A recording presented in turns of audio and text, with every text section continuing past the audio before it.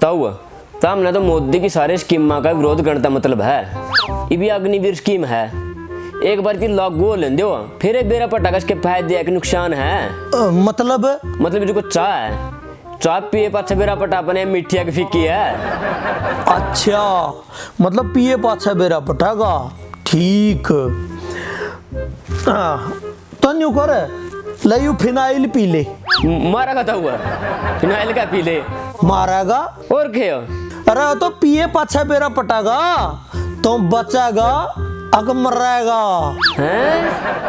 नोटबंदी हो, जीएसटी हो, किसान कानून हो या अग्निपथ, मोदी की हर योजना के 5 स्टेपों हैं। पहला स्टेप, मोदी ने मारिया मास्टर स्ट्रोक। मोदी ने आया एकदम शानदार स्कीम, ऐसी स्कीम दुनिया में आज तक बनी ही नहीं, ऐसी स्कीम किसी ने सोची ही नहीं। मोदी की यह स्कीम ऐसी लाया है जो अब की बार धरती में बोर बना देगी, यह स्कीम चांद पे सीढ़ी पहुंचा देगी। दूसरा स्टेप, यार थोड़े दिन रुको, थोड़े दिन में इस स्कीम के फायदे दिखने शुरू हो जाएंगे और ये जो लोग इस स्कीम का विरोध कर रहे हैं नहीं, उनका अभी तक यह स्कीम समझ में नहीं आई। तीसरा स्टेप, यार थोड़ी बहुत ही कमी तो हर स्कीम में है, लेकिन कम से कम मोदी की सोच तो सही थी। चौथा स्टेप, अब अकेला मोदी क्या करे जब स्कीम लागू करने वाले ही गड़बड़ करेंगे। पांचवा स्टेप, अब इसमें मोदी की क्या गलती है? गलती तो सारी नेहरू की है। अग्निपथ स्कीम ने लेकर अपना खट्टर मुख्यमंत्री मनोहर लाल का कहना है कि रिटायर होने वाले अग्निवीरों को हरियाणा सरकार में परमानेंट नौकरी दी जाएगी। वैसे यह बात वो आदमी कहने लग रही है जिसका खुद का राज्य है पिछले 4-5 साल तक बेरोजगारी में टॉप है। ये तो वाह बात होगी, गरा गदी मरी पड़ी है और बाड़ा भरा सोनीपत का। उद्योगपति आनंद महिंद्रा का कहना है कि मेरा बड़ा दुख होया कि युवा अग्निपथ का विरोध कर रहे हैं, क्योंकि मेरा बड़ी जी में थी कि मैं रिटायर हो अग्निवीरा ने महिंद्रा में नौकरी दूंगा। तो लोगों का कहना है कि इस खातर स्कीम की बात देखने की क्या जरूरत थी, इस तरह पर तो बहुत से फौजी रिटायर हो लिए, कितने तक नौकरी दे दी। और या तो वाह बात होगी कि गोदी वाला ने छोड़ के पेट वाला की चिंता। मोदी दुनिया का एकमात्र ऐसा प्रधानमंत्री है जिसकी जो स्कीम जिस क्षेत्र है उन्हें का को नहीं समझ मानती। जो कर व्यापारियों का जीएसटी समझ में नहीं आया, और शास्त्रियों का नोटबंदी समझ में नहीं आई, डॉक्टरों का ताली और थाली समझ में नहीं आई, किसानों का किसान कानून नहीं समझ में आए, नौजवानों का अग्निपथ नहीं समझ में आई। मोदी के अंधभक्त इतने तेजस्वी अंधभक्त हैं, उनका सारी चीज समझ में आवे। मतलब वे आदमी भी अग्निपथ का समर्थन कर रहे हैं जिनकी 7-7 पीढ़ियां में कोई फौजी और पुलिसिया तो छोड़ो, वो होम गार्ड में भी को नहीं पावे। प्रधानमंत्री मोदी का कहना है कि जो फैसले आज लिए जाते हैं उनके फायदे आने वाले दिनों में दिखेंगे। हाँ बिल्कुल, जी को नोटबंदी के। वैसे एक बात तो है, इस स्कीम से प्रधानमंत्री मोदी का न्यू इंडिया का सपना जरूर साकार होगा, क्योंकि न्यू इंडिया में बेटा बाप तक पहला रिटायर होगा। भाजपा नेता जनरल वीके सिंह का कहना है कि 4 साल में रिटायर करने की स्कीम बहुत अच्छी है।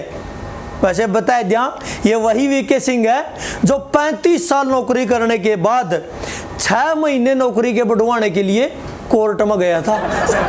भाजपा नेता और कुछ अंधभक्तों का कहना है कि यह स्कीम तो विदेशों में भी है, तो उन्होंने बताया दिया उन विदेशों की जितनी कुल आबादी है नी, उसका ज्यादा तो हरियाणा के बालक फौज की भर्ती में कद पूरा करने खातिर सिर पर भी लड़वाए अंडे।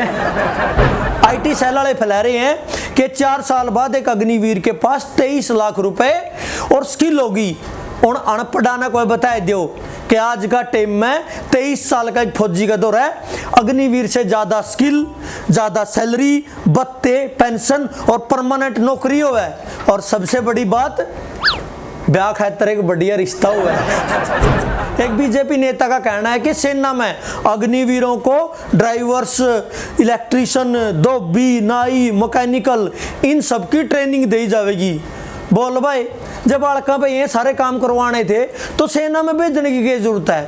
रोहतक रोड पे एक ITI बनवा देंगे, कुछ नौजवाना का कहना है कि स्कीम तो जिसी है सबना पता है, लेकिन नाम तो फिल्मी टेक रखा पूरा अग्निपथ।